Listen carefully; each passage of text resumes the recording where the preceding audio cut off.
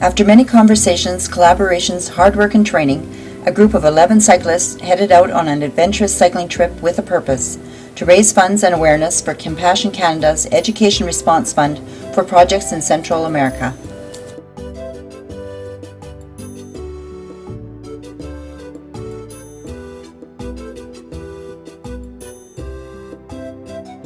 We started off from San Jose with a 4-hour van trip to Playa del Coco. Well, 9 out of the 11 cyclists did anyway. Frank and Joel were sitting in Houston waiting for a flight. They had missed their connecting flight the day before because of a delayed departure in Calgary. As much as we hated to do it, we set off without them. Upon arrival in Playa del Coco, we experienced our first typical Costa Rican lunch, had a swim in the ocean, and got our bikes set up. Finally, time to take a picture of our group, minus the 2, and head out. It was an easy 17-kilometer ride along paved road. We arrived at our campsite, which was a community center located right beside a busy highway. But never mind, the tents were set up, there was a shower, and Memo, our cook, had prepared a wonderful meal. Around 7 p.m., Frank and Joel finally arrived at the campground. A quick hello and they were off again. They, along with Chris, one of the guides, and Darwin with the support vehicle, headed back to the Pacific Ocean so that they could do the trip right. After dipping their toes in the Pacific and taking the mandatory picture, they cycled the 17 kilometers the rest of us had done earlier, with the support vehicle behind them with flashing lights. We met them at the gate with a cheer and high fives. It was so good to get our group all together. Tomorrow was our first full day of cycling, so it was early to bed.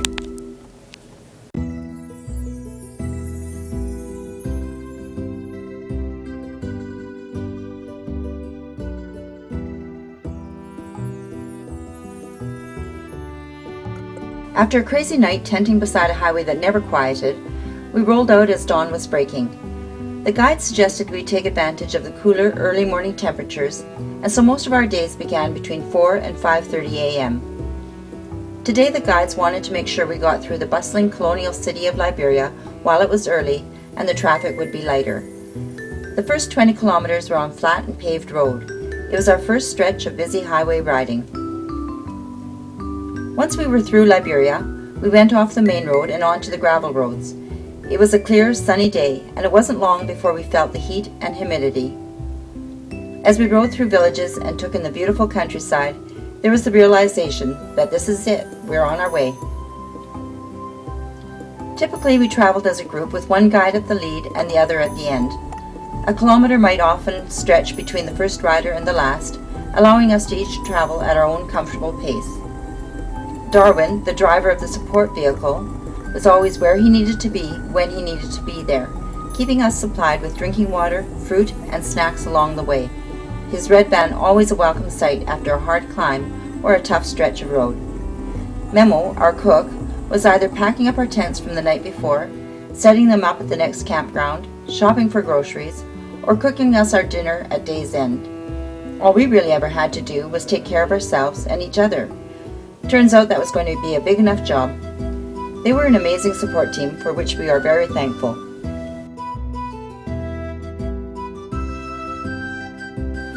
We were told that this day and the next would be our most difficult, as we would be doing some serious climbing. It didn't take long for us to realize that Costa Rican kilometers are much longer than Canadian kilometers. We soon recognized that we were in for a most challenging week, but with everyone maintaining a positive attitude, offering words of encouragement, and a lot of high fives at the top of the most difficult hills and harrowing stretches of road, spirits were high. We climbed and climbed that day. As exhilarating as it was to hit the downside of a hill, we knew that that meant there was another long uphill coming.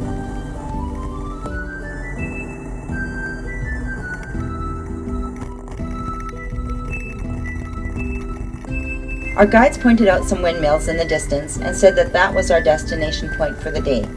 There's only one good reason for windmills, and it isn't because they enhance the countryside. It's because, much like southern Alberta and many parts of Canada, there's strong winds that must be captured to make it into something useful. So, along with the heat, humidity, and steep hills to climb, there was also a strong, hot wind to ride into. After 9 hours of biking, we rolled into our campsite for the night, and what a beautiful spot it was. Memo had the coffee on, and we had a chance to take a shower, such as it was. We were soon to discover that the showers were never more than a hose coming out of the wall, running only very cold water. A nice shower would be one that actually had a change room attached to it. This wasn't a very nice shower, but there was a swimming pool and beautiful surroundings, and we were happy. After a great dinner, it didn't take us long to find our sleeping bags and crawl in, the pungent aroma of possum in the air.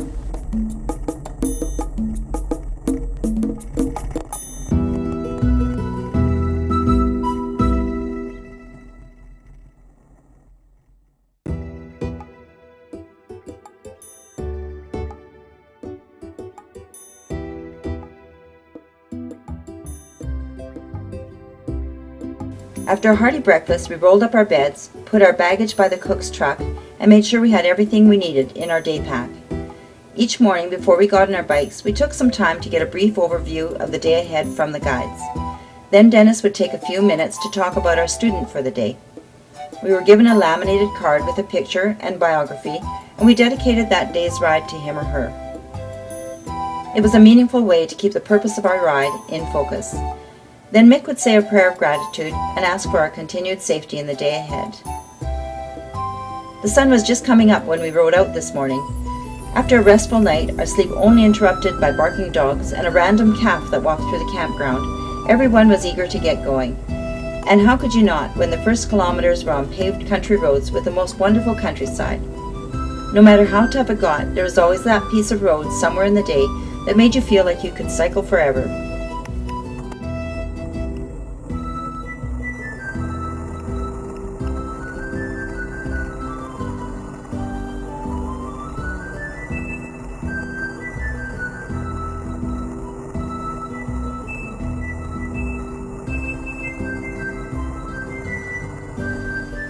The paved road quickly gave way to dirt roads with big rocks embedded in them. Our guides kept us off busy highways unless there was no other way around it.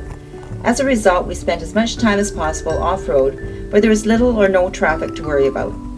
These roads led us through many small, quaint villages with not a spot of tourism to be seen.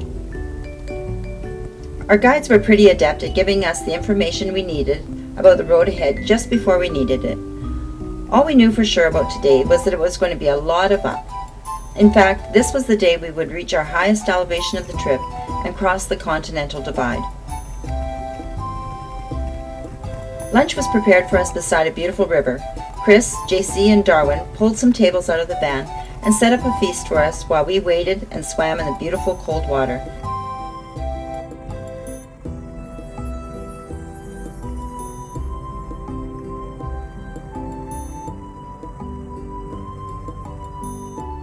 After a refreshing break, it was back on the bike with many more hills to climb.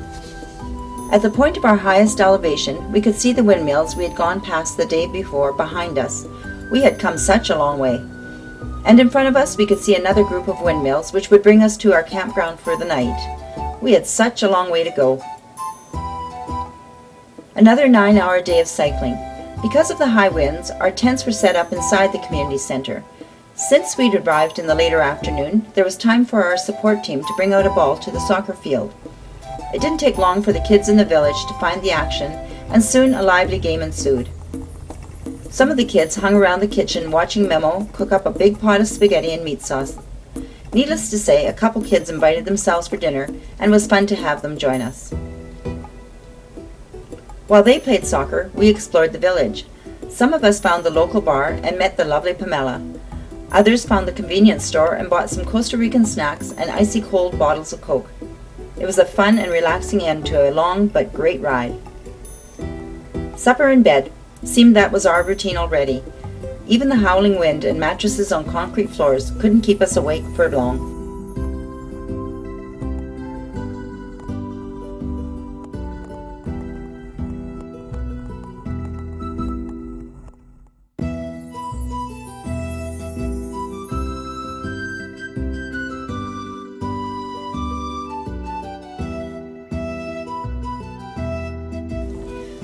There was a hotel with a bed and a shower with hot and cold running water waiting for us at the end of this day. The weather was cool and rainy in the morning, a welcome change after the heat and humidity of the other days. Seemed that we were always wet, either from sweat or rain. We were getting used to it.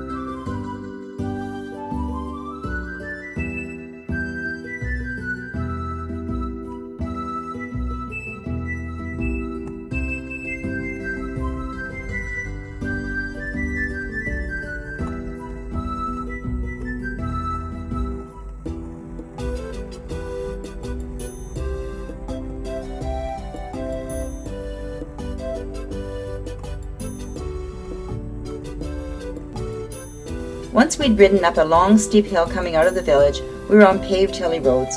Whether it was knowing that a hotel awaited us or because the weather was cooler and the roads smoother, we all found the cycling to be much easier today.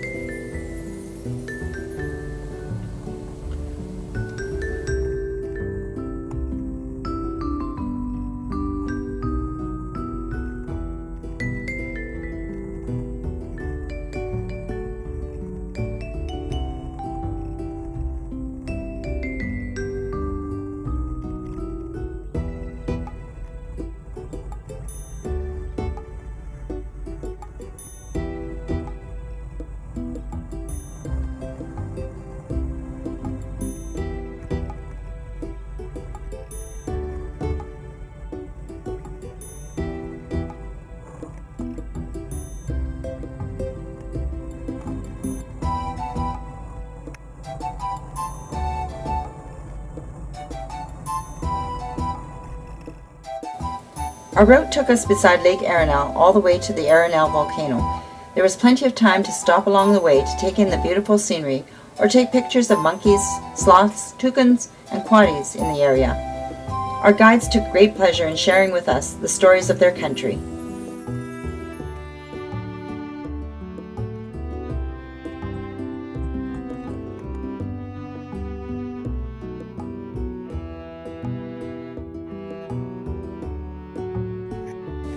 Passing through the town of Arenal, we noticed a German bakery.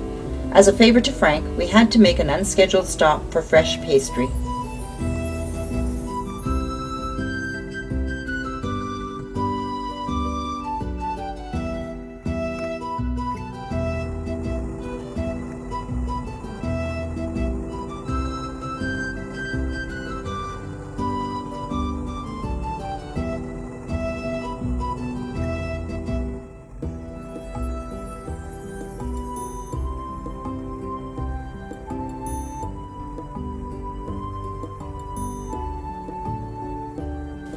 We cycled 63 kilometers, but all of us would agree that they were the easiest we'd been on yet, and it was an absolutely glorious day.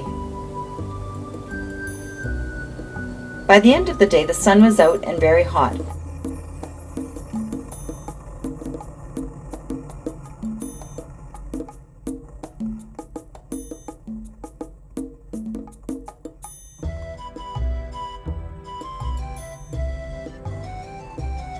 So our hotel in La Fortuna was a welcome sight.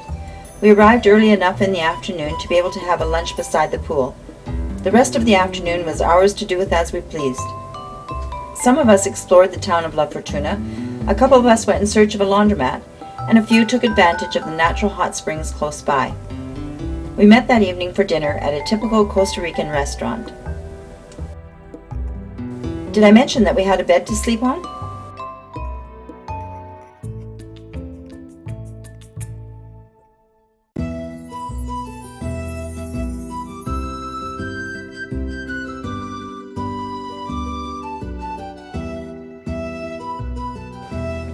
Feeling very refreshed after a great night's sleep, we were raring to go. We were at the halfway point in our trip, hard to believe. We'd been told that day 2 and 3 would be our toughest days because of the extreme climbing. Turns out climbing steep hills is only one kind of tough. There was so much adventure ahead of us, we had no idea. The day started off cloudy with a misty rain. Our guides described the roads ahead as Costa Rican flat, a little up, a little down.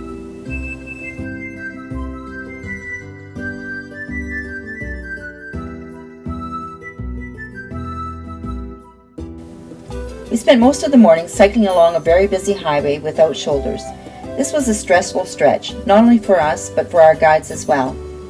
There were a lot of transport trucks on the road, and if two passed each other, there probably wasn't much more than a foot between our handlebars and their rigs. Needless to say, this wasn't a stretch of road to be gazing at the scenery. The challenge for us was to ride as close as possible to the edge of the road and keep our bikes steady.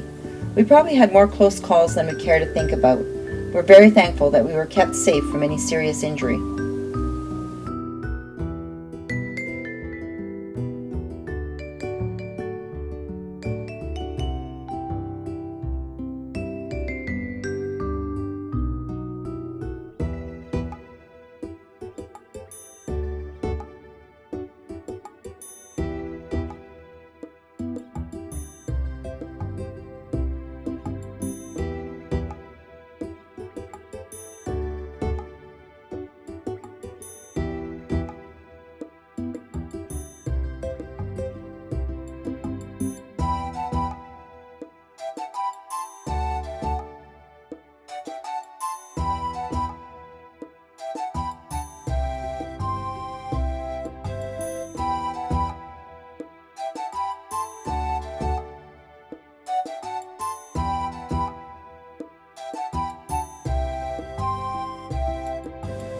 We were happy when we were able to turn off the highway. The roads for the rest of the day were gravel or variations of that theme. Some were in better shape than others. The continuous jarring on the bodies was pretty exhausting.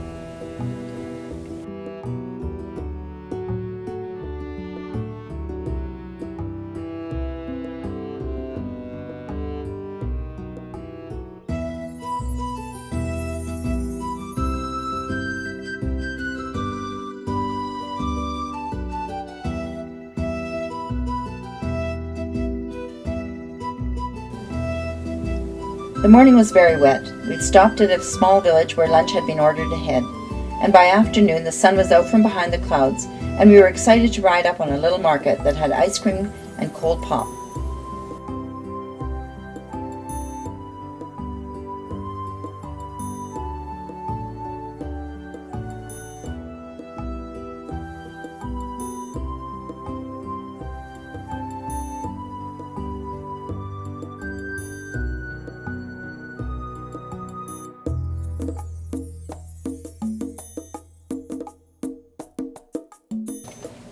We rolled into San Rafael by about 5 o'clock that afternoon, so after a quick shower in what was possibly our worst shower of all, we sat outside the community center enjoying our ice-cold beverages.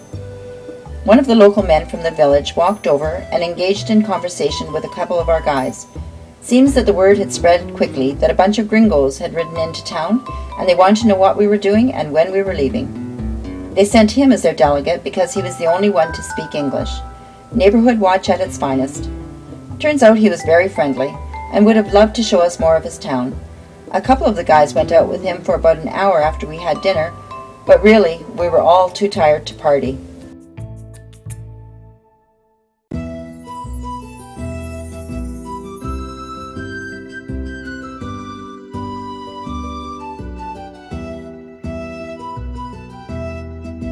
Today we were set to cycle 30 kilometers, whitewater raft for 12, and then cycle another 40 kilometers.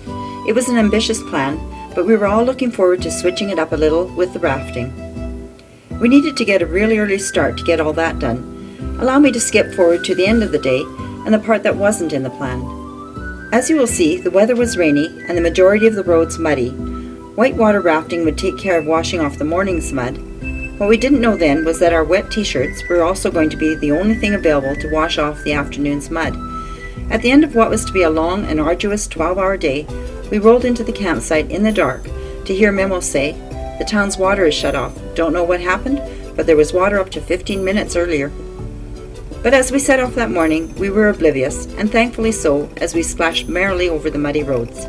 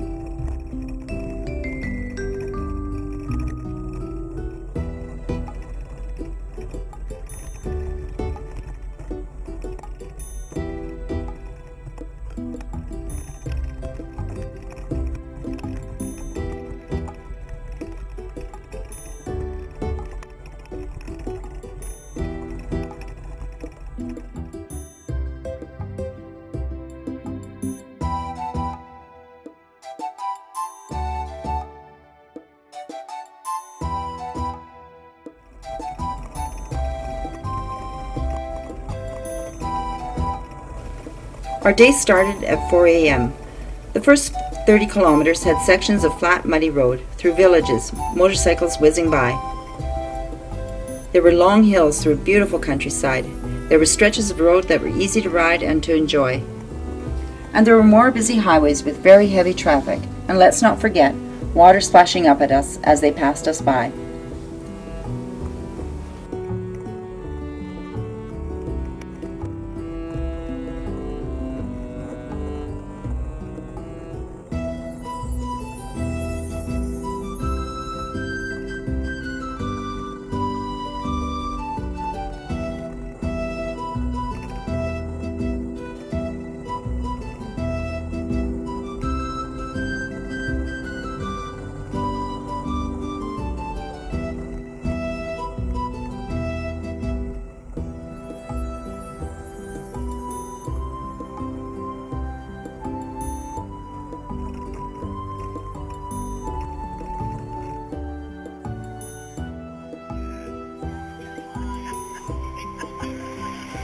We reached the river a little behind schedule, so the rafting orientation occurred as we began floating down the river. I don't think the guide was completely done before the first rapid hit us. Due to recent rains, the Class 2 and 3 rapids we were expecting turned into Class 3 plus rapids.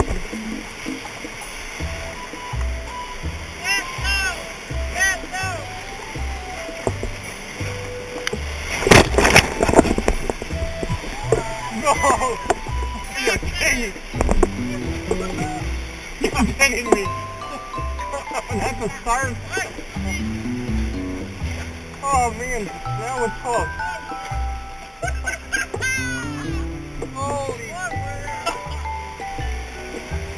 We enjoyed a very thrilling ride with no rafts capsizing or anyone from our group being thrown overboard. Not so the one raft full of tourists traveling alongside us, where one man bounced out. We witnessed the dramatic rescue, with Chris being the hero of the day by preventing the man from being swept further down the river by blocking him with his kayak. Oh.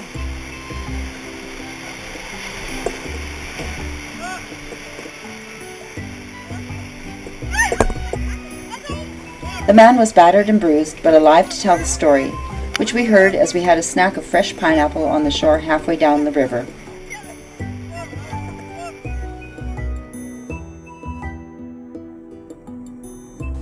After a quick lunch on shore, we were urged to get back on our bikes quickly.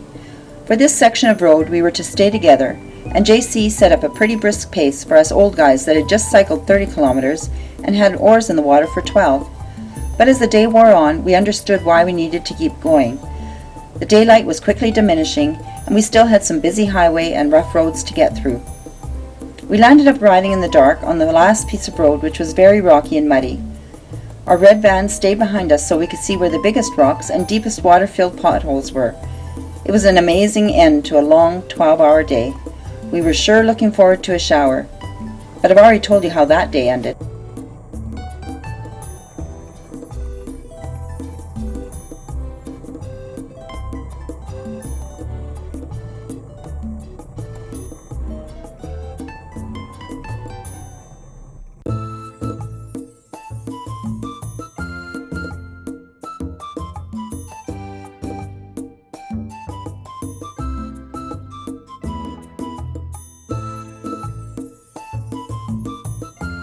Day 6 had been our longest and certainly most challenging day yet. After supper, JC and Darwin left in the red van, and we never saw them again. It was a planned departure, and we were sad to see them leave us this close to the end of the trip. They had other commitments, and so Mao joined us for the next 2 days. The water had come on by 10:30 p.m., but by then we'd used our t-shirts to wipe off the worst of the mud and crawled into bed. The village had been a cacophony of noises, dogs barking, motorcycles racing up and down the one stretch of paved road, and villagers celebrating Friday night. Thankfully, a torrential downpour at midnight had encouraged them all to go inside, and we were able to sleep for a few hours. Which was a good thing, because day 7 turned out to be another 12-hour day filled with adventure.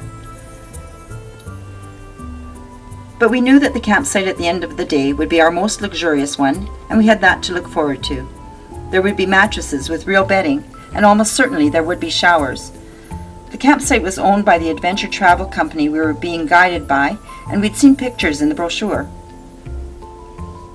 We began the day riding in the rain.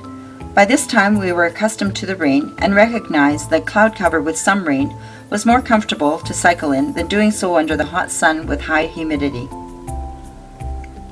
Wet and slightly chilled, it was a welcome sight to have the restaurant we would be eating lunch at appear out in the middle of nowhere. The lunches we were served in these small villages were always a lot of fun. The owners were always so hospitable, and today this one was happy to put on a fresh pot of coffee to warm us up. We had several river crossings on small motorboats owned and operated by locals. We climbed down steep, muddy, slippery banks, put our bikes and ourselves into the little boat, and enjoyed a ride down the lazy river going through the jungle. It was an enjoyable change to have the power source be something other than ourselves. And then all too soon we did the reverse routine of unloading us, our bikes, and climbing up another steep, muddy, slippery bank.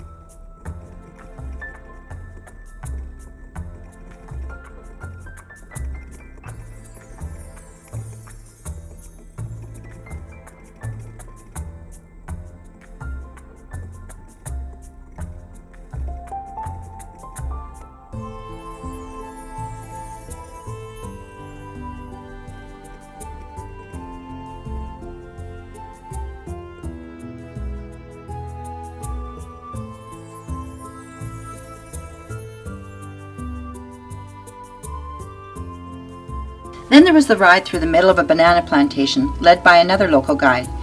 It was a truly Costa Rican experience. There was a slab of cement about 1 foot wide that we needed to keep our bikes on, or we would certainly fall off our bikes. Every so often there was a deep gully to cross over. We walked our bikes over these.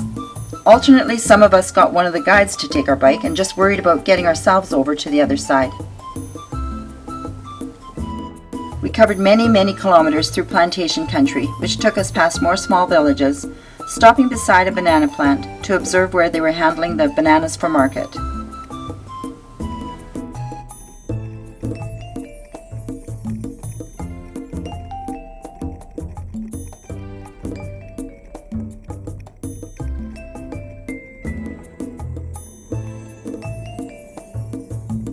Toward the end of the day, we were again on a very busy road.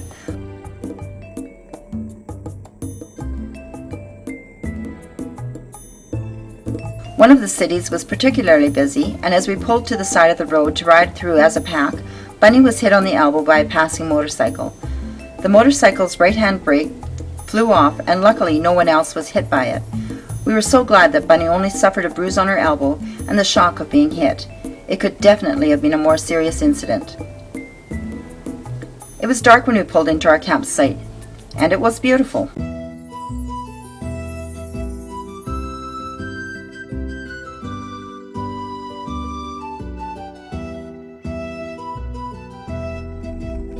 We should have suspected that this was not going to be an easy day, even though 50 kilometers was less distance than previous days, when they told us we would need to get going by 5 a.m. again. We had already celebrated a little the night before, with some toasting and congratulatory remarks on how much we'd already accomplished. This turned out to be a little premature, as the last day was as adventurous as all the others. There were 3 rivers to cross. Some of us were happy to walk our bikes across. For a few riders, going across without getting off their bike was a challenge they couldn't turn down, some going for a do-over if they fell the first time.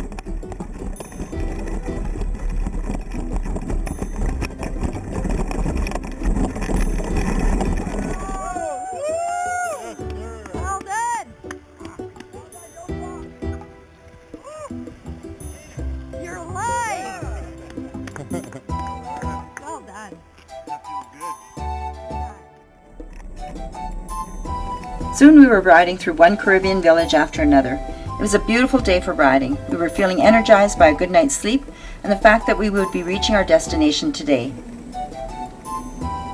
The fact that we were able to continue on in great spirits right to the last day was truly a testament to the strength we had as a group.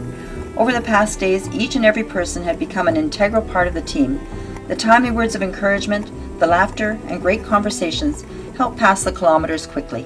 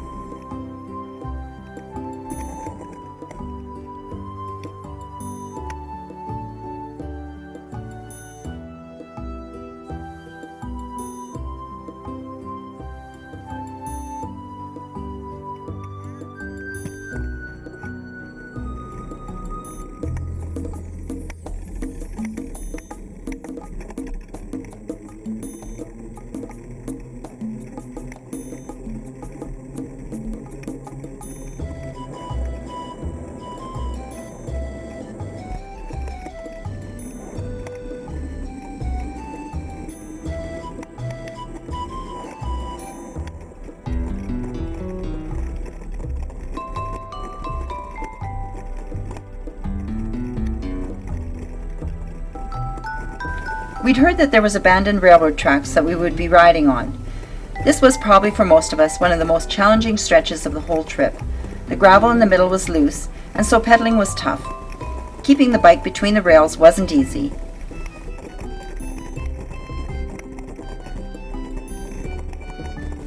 The guides had mentioned a railroad bridge that we would be crossing, another piece of information some of us were glad hadn't really resonated until we came upon it. There it was, the railroad bridge.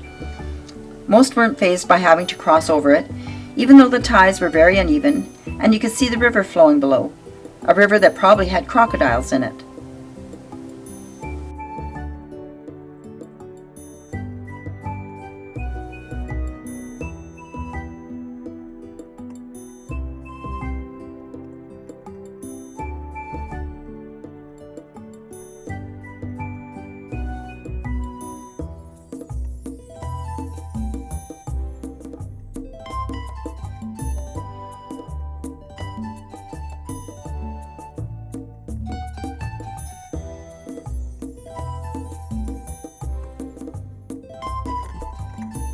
Now along the way we'd all had some fears to face, whether it was busy highways, steep hills, or fast-paced downhills. Here we see an example of fear personified. That's it, wipe your brow, shake it off, and get back on the bike. More rails and muddy roads.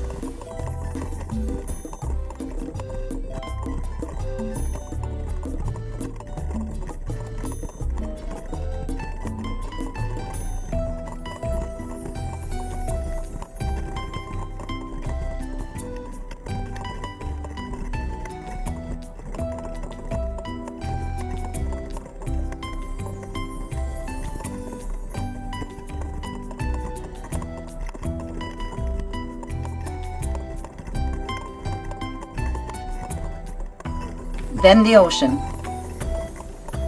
We did it. The corks were popped on the champagne and we toasted to our success. We had a swim in the ocean and took many pictures. It was impossible to absorb the enormous undertaking we had just completed successfully. But we had a 3-hour ride back to San Jose in a van to try.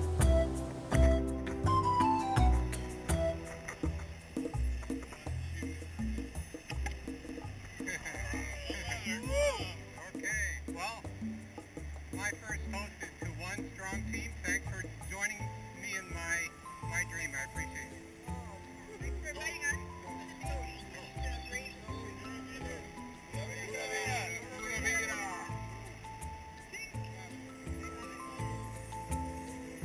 Long after the stories have all been told and the photos shared, the 11 cyclists will always have the memories of a trip of a lifetime. Special thanks to Dennis and Mick, who put their dream into action, and to Dennis, who collaborated with Trish from Bike Hike Adventures and Tracy from Compassion Canada. Thanks to our fantastic support team, whose tireless work made this trip so successful.